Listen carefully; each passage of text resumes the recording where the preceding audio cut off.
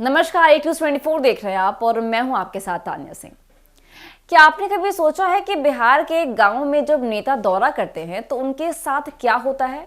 क्या केवल भाषण होते हैं या कुछ नया बदलाव भी आता है? जिले के औराई प्रखंड के मधुबन बेसी गांव में हाल ही में कुछ ऐसा ही देखने को मिला, जब वीआईपी सुप्रीमो मुकेश सहनी अपने समर्थकों के साथ पहुंचे।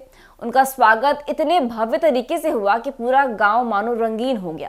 भारी संख्या में लोग, कार्यकर्ता और समर्थक उनके स्वागत के लिए उमड़े थे।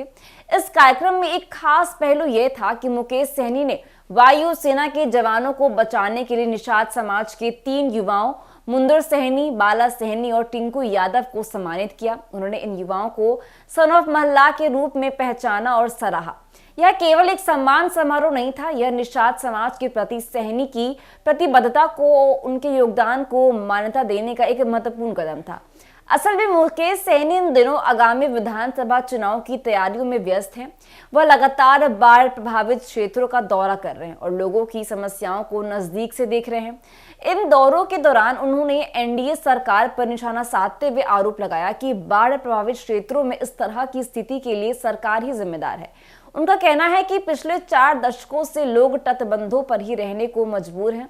हर साल यहां जान माल का नुकसान होता है, लेकिन इसके बावजूद भी स्थानीय नेता कभी इन इलाकों का दौरा तक नहीं करते। उन्होंने कार्यकर्ताओं को संबोधित करते हुए कहा कि निषाद समाज के लोग संकट के समय गांवों के शहरों दूसरों की मदद करते हैं और उनके पूर्वजों ने जाति और धर्म से ऊपर उठकर सबकी नैया पार लगाई है।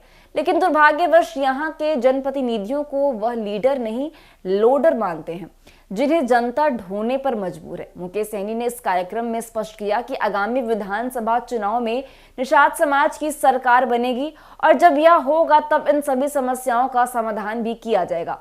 सहनी का यह दौरा उनके अनुयायियों के लिए केवल एक आश्वासन नहीं था, बल्कि एक आशा का संचार भी था।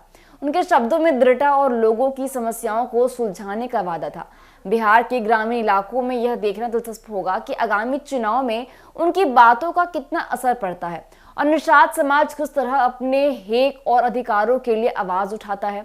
इस दौरे के दौरान सहनी ने सिर्फ एक नेता के रूप में ही नहीं, बल्कि एक ऐसे मार्गदर्शक के रूप में भी अपनी भूमिका निभाई जो अपने समुदाय की भावनाओं को समझता है और उन्हें अपने साथ जोड़कर बदलाव की दिशा में ले जाने का प्रयास करता है। उनके शब्दों में न सिर्फ आलोचना थी, बल्कि गहरी समझ और समाधान की भावना भी थी। यह निश्चित रूप से बिहार के राजनीतिक परिदृश्य में एक नई ऊर्जा का संकेत है। आखिरकार यह देखना बाकी है कि सहनी के इस दौरे और उनके द्वारा की गई प्रेरणा से निषाद समाज किस प्रकार से एकजुट होकर अपने भविष्य के लिए नए रास्ते तलाशता है। क्या यह केवल एक राजनीतिक दौरा था या इसके पीछे एक नई शुरुआत की संभावना छुपी हुई है?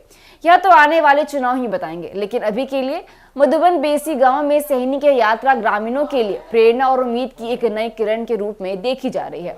तो फिलहाल के लिए बस इतना ही। ऐसी तमाम खबरों के लिए देखते रहिए न्यूज़ 24। धन्यवाद।